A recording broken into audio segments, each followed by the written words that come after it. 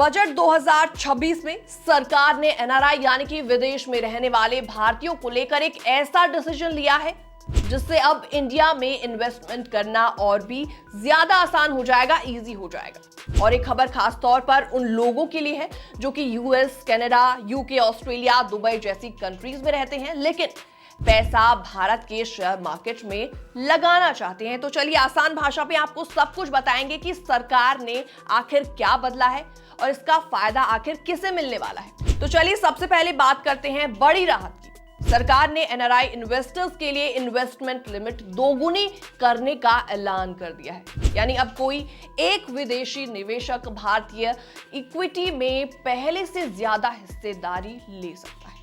तो पहले इसके क्या नियम थे आप ये भी समझ लीजिए। तो पहले किसी एक विदेशी निवेशक को किसी कंपनी में ज्यादा से ज्यादा 5% तक निवेश करने की परमिशन थी।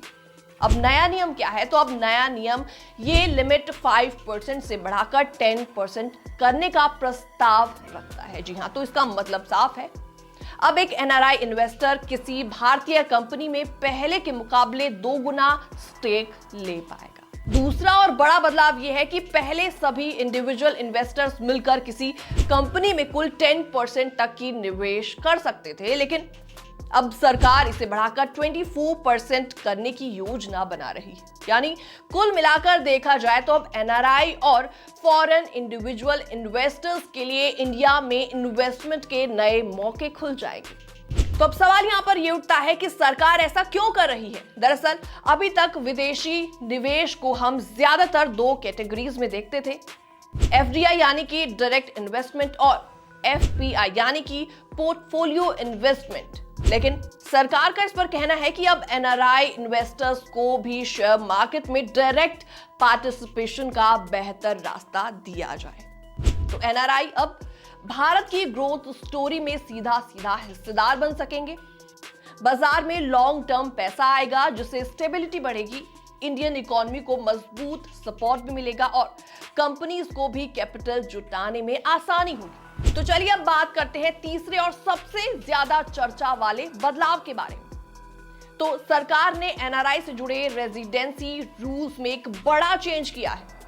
अब नया रूल क्या कहता है ये भी समझ लीजिए। तो अगर कोई भारतीय नागरिक भारत से सालाना 15 लाख रुपए से ज्यादा इनकम कमाता है और किसी फाइनेंशियल ईयर में 120 दिन या उससे ज्यादा इंडिया में रहता है तो उसे टैक्स के हिसाब से भारत का रेजिडेंट माना जाएगा।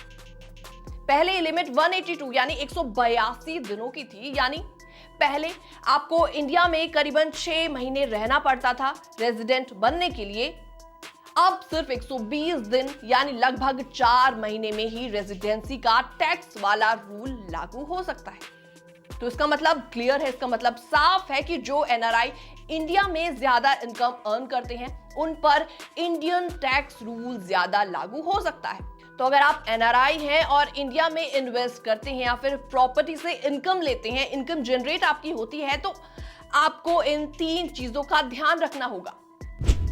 आपकी इंडिया वाली एनुअल इनकम 15 लाख रुपए से ऊपर है या नहीं, आप साल में इंडिया में कितने दिन रहते हैं, इन्वेस्टमेंट करते समय सही टैक्स प्लानिंग कर रहे हैं या फिर नहीं।